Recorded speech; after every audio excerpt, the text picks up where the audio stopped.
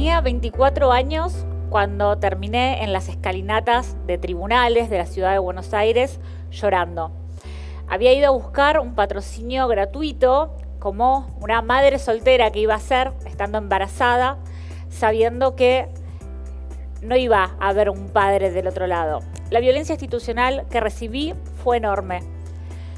Ese día me preguntaba, ahí, sola, cómo iba a ser en una ciudad en la que había migrado hace apenas 2 años para poder salir adelante con un trabajo full time y poder criar. ¿Cómo iba a ser sin un peso? ¿Cómo iba a ser ganando lo mínimo?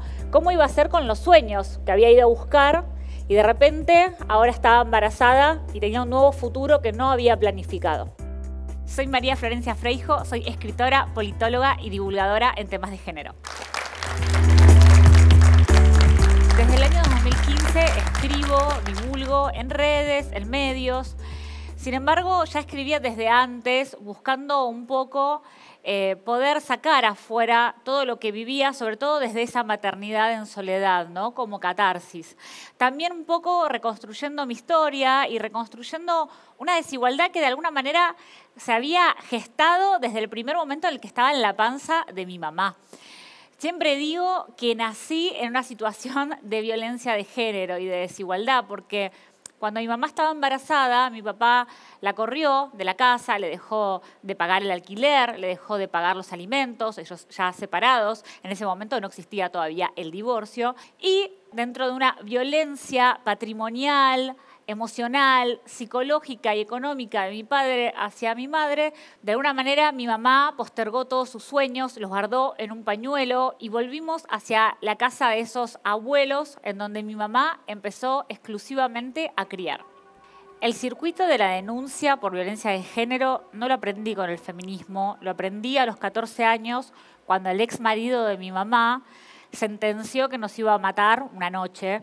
Corrimos peligro, tuvimos miedo y se recibieron golpes.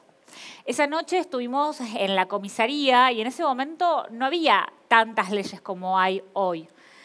Básicamente, aunque fueses una mujer golpeada, si abandonabas tu hogar era razón suficiente para que pierdas tus cosas, porque se consideraba abandono del hogar.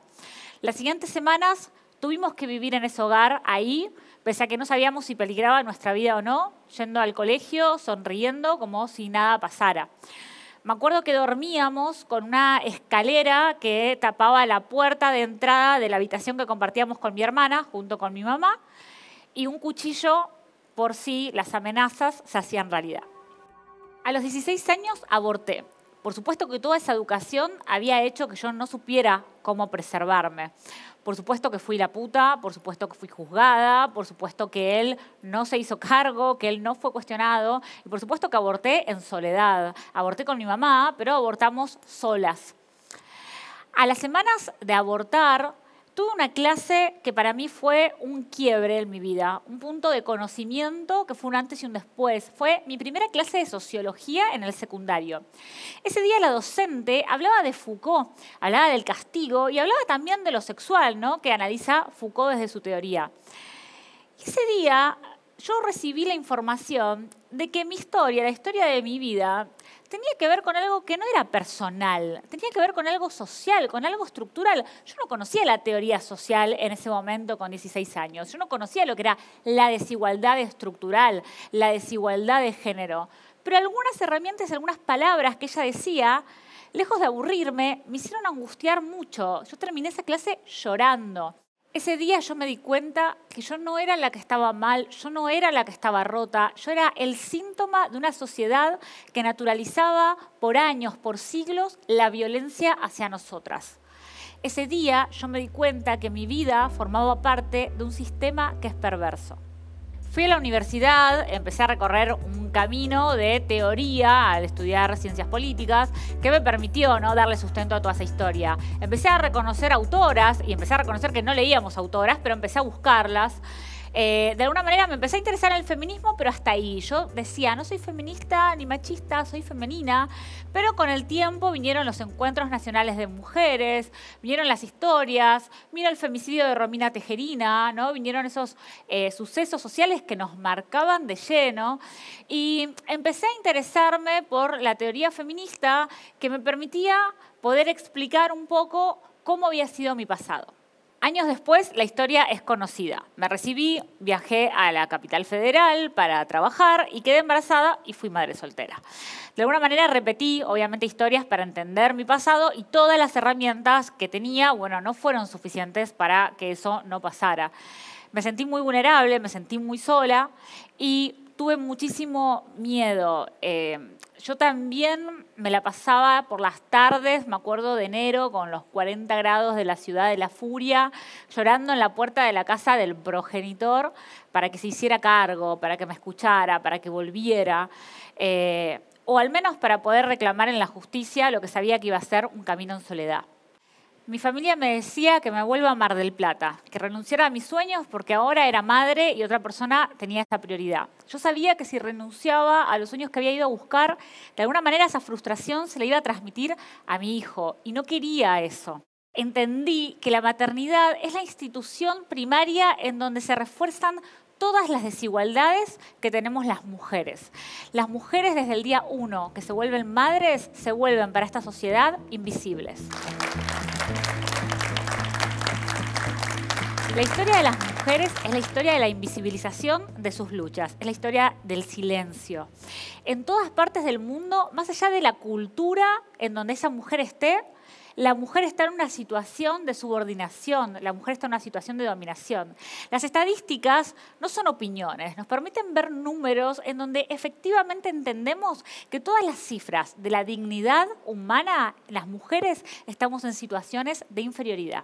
La teoría de género nos permite hacer una fotografía de la situación social, pero también nos da herramientas para poder indagar en nuestra historia. De alguna manera, así empecé a escribir yo. Yo no escribo por mí, yo cuando escribo, escribo sobre la historia de todas. En el año 2019 publiqué mi primer libro, Solas aún acompañadas, en donde hago una radiografía de la actualidad de todas las exigencias y mandatos que tenemos las mujeres. Y en el 2020 publiqué Maleducadas, que es un poco esa radiografía, pero del pasado, ¿no? Todo lo que nos lleva a estar así, cuál fue esa educación que nos dejó en ese lugar. Maleducadas lleva 10 ediciones en menos de un año y se ha publicado en 7 países. A mí me resulta muy extraño a través de mis redes sociales recibir todos los días mensajes de mujeres de todas partes del mundo, con culturas distintas, por supuesto, contarme cómo un libro, que a mí me resulta un libro de historia, ¿no? O un ensayo con algunos datos, les sirvió para salir adelante con respecto a algunas situaciones de su vida personal. La cantidad a través de las redes de información que se nos baja sobre cómo tiene que ser esta buena mujer no es más que el mismo modelo del pasado. Siguen siendo, ¿sí?, arquetipos que tenemos que cumplir una y otra vez para ponernos en un lugar en donde nuevamente llega un momento que la carga mental es tan grande que no podemos decidir, no podemos pensar qué es lo que realmente queremos.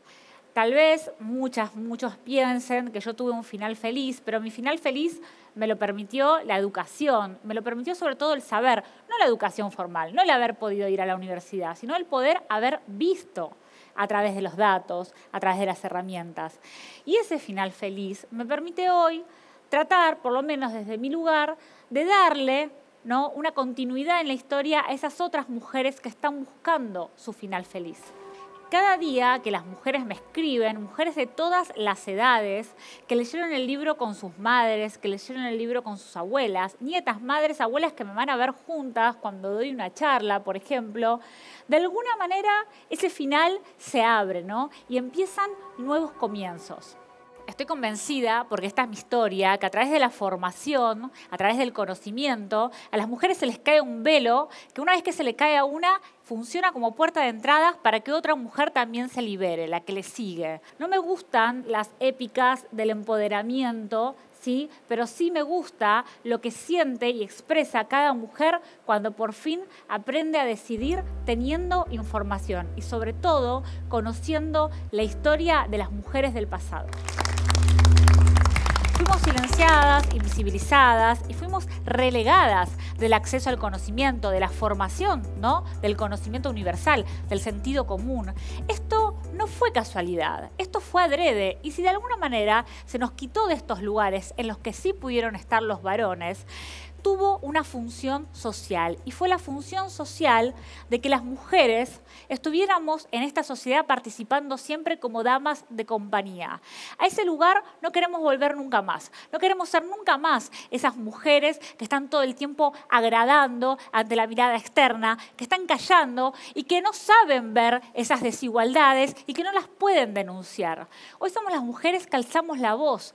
Una vez que logramos ver nuestra historia, la historia universal de millones de mujeres en el mundo, no hay vuelta atrás.